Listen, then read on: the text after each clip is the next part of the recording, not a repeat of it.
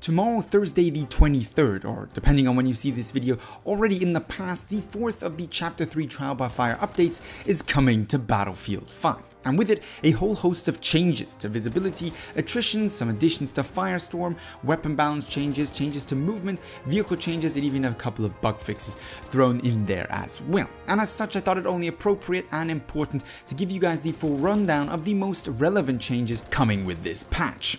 Now, before we get into the finer details of what this patch is changing, adjusting, and rebalancing, let's cover some of the major changes which most of you will already at least be on the surface familiar with. We've got some of them already teased a couple weeks back. For example, the visibility changes with the new visibility system essentially bringing a shader to be applied to all infantry soldiers to improve visibility in both dark and light situations, as well as make different colors more viable and more visible as camouflage. In other words, the darkest soldier uniform should no longer universally be the hardest to spot on the battlefield. Instead, a more color appropriate to the individual map should allow you to blend in slightly better. In other words, if you're trying to blend in on Twisted Steel, going for a black camouflage is probably not the best choice. Instead, going for something with certain green tones is likely going to better keep you concealed from enemy views.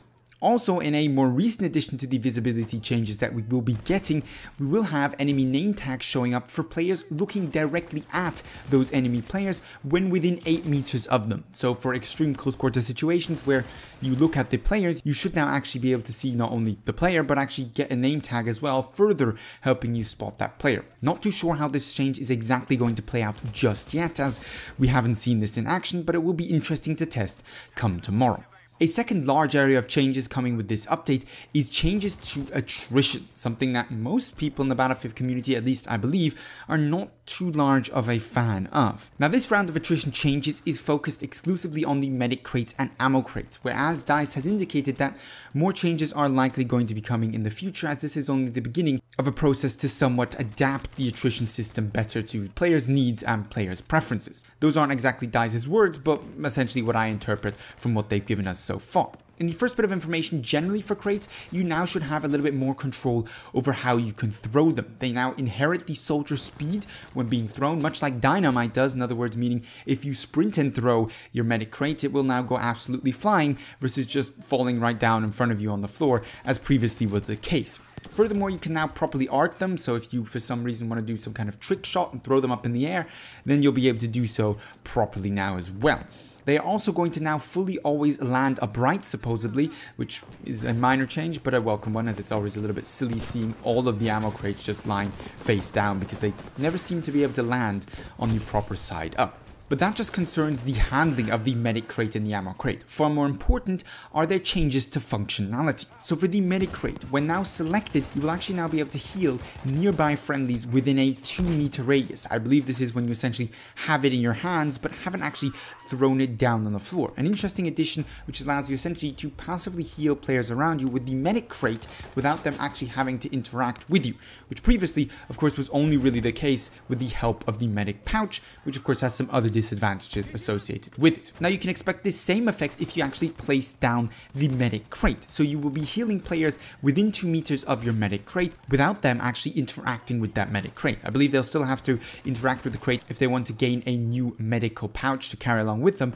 but just to activate healing, that will now be possible by just standing near a medical crate. Both the healing of friendlies while holding a crate and the healing effect of the crate once placed down will be interrupted, however, for 2 seconds if that player takes damage, and for 1.5 seconds if the player being healed suffers from suppression. The last thing that needs to be noted, and this is a significant change, is that you can now grab health from friendly players who have a medic crate equipped, in the same fashion that it worked in Battlefield 5 Hardline, which is of course a great addition. That means you're less reliant on the unreliable medic actually plopping down his crate. The same goes for the ammo crate, so you can get ammo when actually interacting with the ammo player. I don't believe there's passive ammo regeneration, however, like the medic crate for now, so you can't essentially actively give people ammo with your ammo crate by just popping it down or having it equipped in your hands, at least not as it currently is indicated in the fully released patch notes.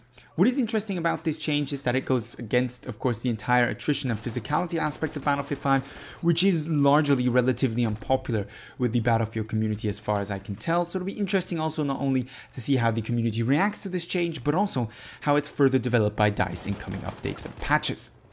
Leaving Attrition to one side, however, we have Firestorm to quickly talk about, because in this week's patch, we're not only getting new locations added, we're also getting new weapons and some updates to scoring. So for the Firestorm locations, we're getting 3 new locations added to the map: Watchtowers, the Blue Forest, and the Excavation Site. Also, we've got the first of our gold tier weapons, the Boys AT Rifle, commonly more referred to as the Elephant Gun. Effective both against infantry and vehicles, it is supposedly the first of the actual gold tier weapons to be inserted or entered into Battlefield 5, and presumably is one of many to follow over the coming weeks and months. It'll be interesting to see how that changes up the meta, but more interesting personally to me is to see how it actually acts in game once it's released for the full base game Battlefield 5 multiplayer.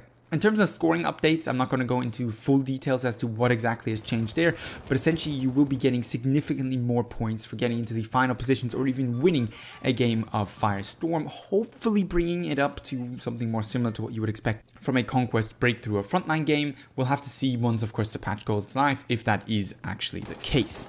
Then, of course, typical for these patches, we have some changes to weapon balance, significantly to the Commando Carbine, LS26, and sidearms in general. Now, the Commando Carbine getting a buff was already previously announced, and this has now happened. It's now got an increased 2-hit kill range to 50 meters, an increased distance at which a body shot and headshot in combination will be lethal, that going up to 75 meters from the previous 50 meters, and also a slightly increased muzzle velocity. All in all, bringing the Commando Carbine slightly more in line with the M28 Contro Bacino in terms of balance abilities. However, the main differentiating factor here clearly seems to be that the headshot one-shot kill is actually still significantly longer with the M28, as only body shot, headshot, and body shot kill ranges have been extended for the Commando Carbine. And a little bit of a surprise to me personally, we've also seen some changes to the LS26 with the reduced efficiency of the ported barrel specialization, however at the same time a slightly tweaked recoil pattern to make it slightly easier to control. So we'll have to see how that actually pans out. I'm guessing that the changes are relatively minor, and if you like the LS26 as I did for example previously, I don't think that's going to change with this update. Then lastly, in terms of weapon balance, we have sidearms to talk about, because those have seen some significant changes as well. You should now have improved sustained hipfire accuracy for all of the sidearms out there, with the exception of the MK6 revolver. That's actually getting a nerf, because not only does it not get the same hipfire upgrades that the rest of the sidearms getting, but actually it now has a slightly increased deploy time, meaning it's a little bit more difficult to just whip it out to finish off a kill, which is of course regrettable if you enjoy the revolver.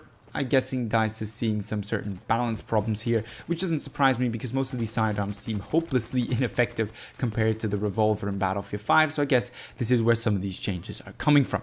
We move on then to some of the smaller changes, amongst them the introduction of leaning and some movement changes. So first of all, manual leaning will now be possible. When you do so, you're going to be moving 50% slower, however, and you cannot use a bipod when manually leaning. Also, the landing roll now needs to be triggered not just as soon as you're falling, but actually within the last third of a second before landing, and you can now trigger that as well by activating your jump button, not simply by holding, at least on keyboard, for example, on PC, control, the sneak button, that exactly would be.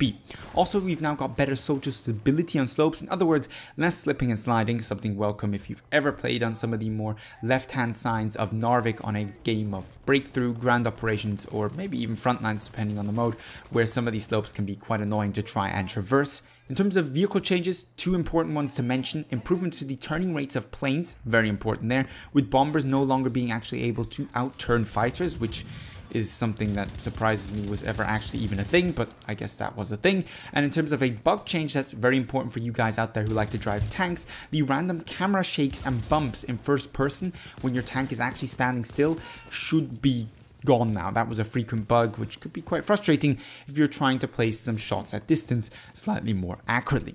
We move on, of course, then to the general bug fixes worth mentioning.